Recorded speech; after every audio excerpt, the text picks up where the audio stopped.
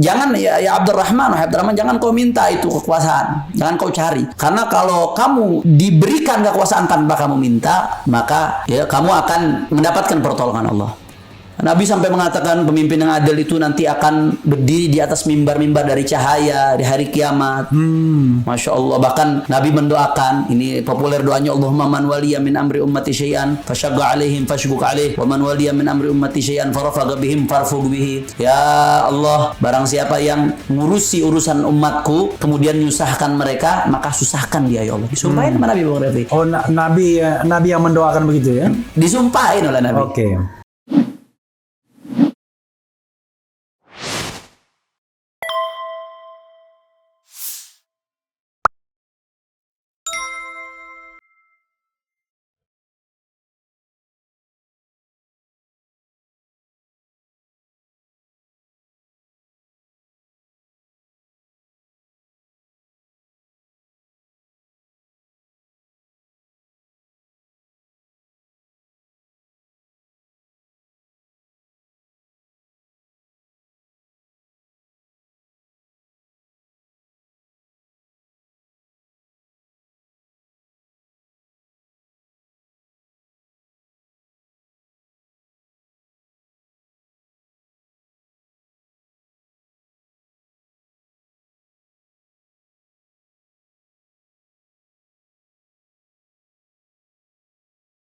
Penting ya, saya masuk ke ada poin yang saya ingat, Bib ya, nggak apa-apa pas siaran langsung ini. Iya.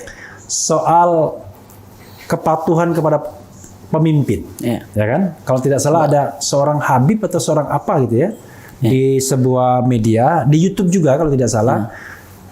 Jangankan salahnya, benarnya, salahnya pun, jangankan benarnya, salahnya pun dibela. Nah ini konteksnya seperti apa? Jangan sampai nanti umat ini kalau sepotong-sepotong, khawatirnya nanti malah malah nanti nggak misleading ya. Seolah-olah bahwa pemimpin yang salah pun harus kita ikuti.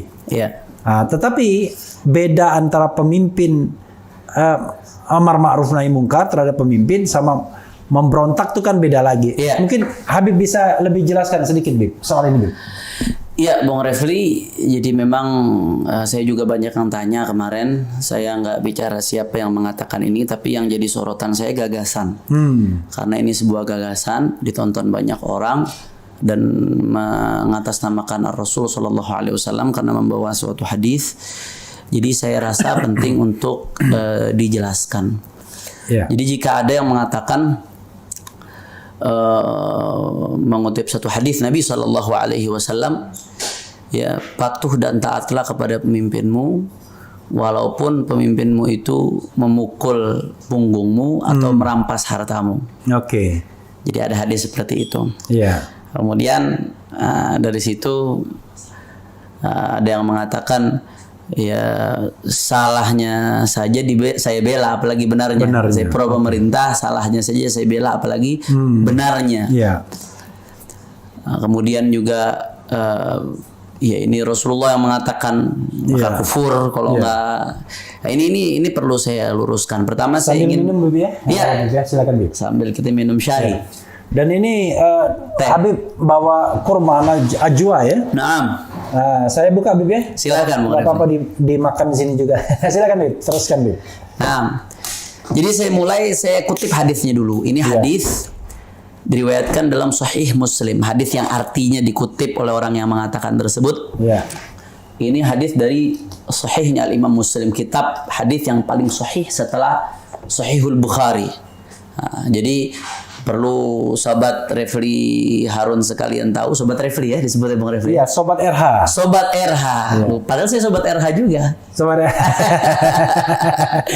Makanya waktu di sidang terakhir itu keterangan Bang Refli Harun memang keren, cadas. Mungkin hakimnya nggak ngeh itu.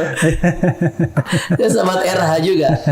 Nah, jadi Sobat RH sekalian perlu tahu kitab yang paling sahih setelah Al-Quran yaitu kitab hadisnya baginda Nabi Muhammad sallallahu alaihi wasallam. Menurut Ahlus Sunnah wal Jamaah ada dua. Sahihul Bukhari pertama. Silakan. Sahihul Bukhari dan Sahih Muslim. Kalau digabungkan dikenal dengan Sahihain. Kalau redaksinya sama, biasanya satu hadis diriwayatkan di dua kitab tersebut dengan redaksi yang sama, biasanya disebut muttafaqun alaih dan seterusnya. Itu sedikit daripada ilmu hadis. Nah, hadis yang tadi dikutip, patuh dan taatlah kepada pemimpinmu walaupun pemimpinmu itu memukul punggungmu, mengambil hartamu. Itu hadis dari Sahih Muslim. Ya. Hadis ini sebenarnya panjang.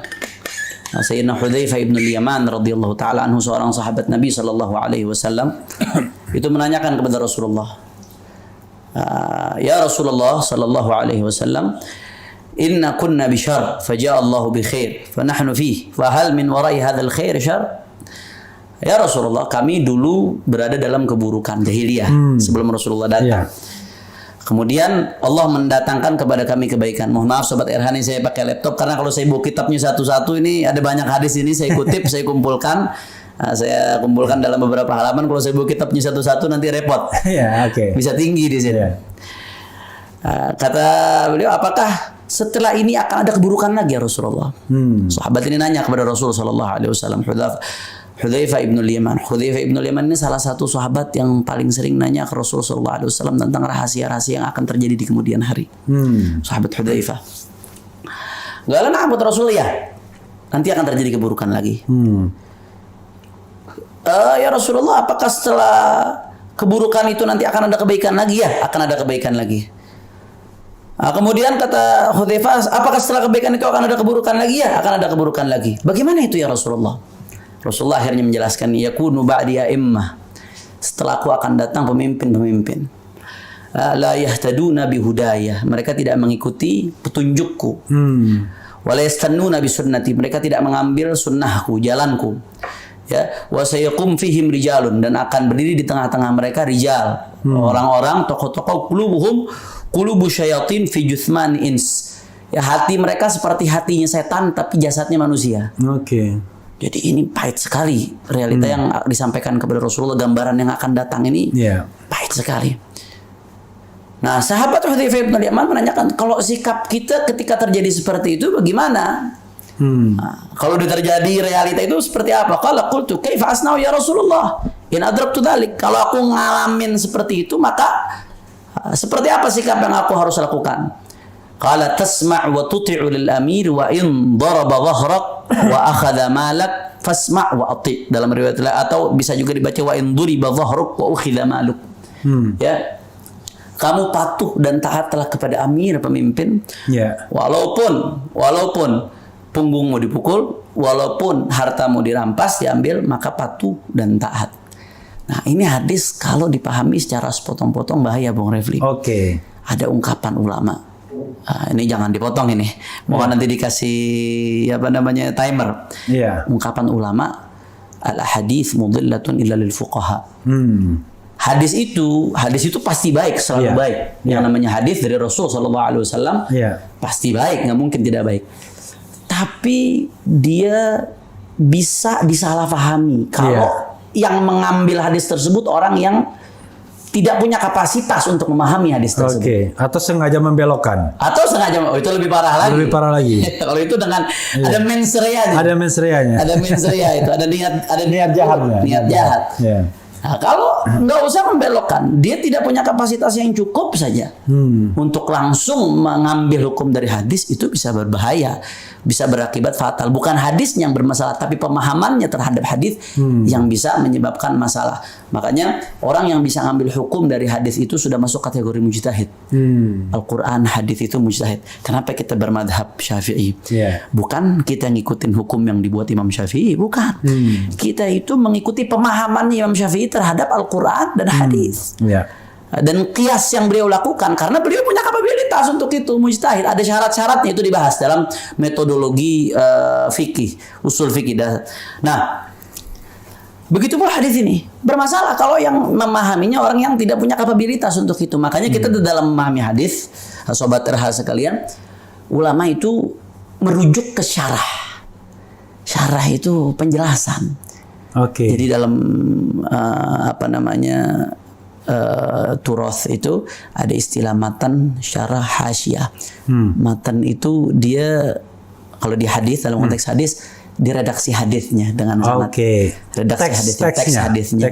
Nah, syarahnya itu penjelasannya.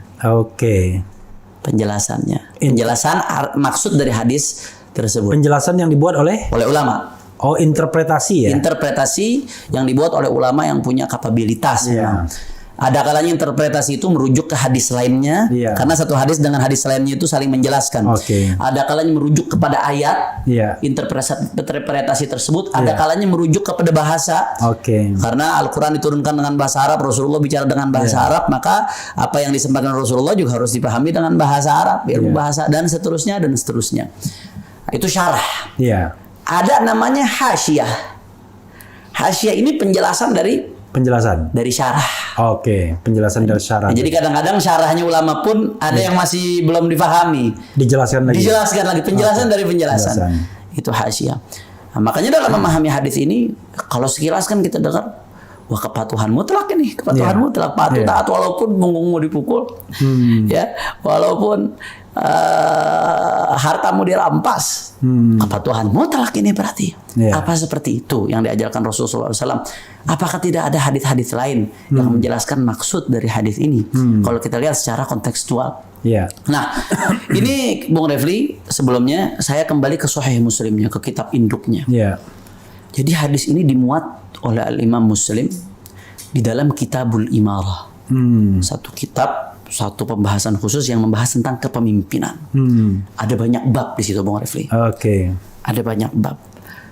Nah, hadis yang dikutip oleh orang tadi, yang punya pernyataan tadi, dia langsung ada di tengah-tengah bab. Kalau kita runut dari awal Kitabul Imarah itu ada beberapa bab. Di antaranya di sini ada bab masalah larangan an-nahyu atau an-nahyi, babun nahyi an talabil imarati wal hirsi 'alaiha. Larangan mencari jabatan, mencari kekuasaan atau ambisi kekuasaan. Itu ada babnya di bab ini sebelum hadis tadi. Jadi dilarang oleh Nabi SAW. Bahkan Nabi SAW mengatakan di sini, ya kamu kalau jangan ya Abdurrahman jangan kau minta itu kekuasaan, jangan kau cari, karena kalau kamu diberikan kekuasaan tanpa kamu minta, maka ya kamu akan mendapatkan pertolongan Allah.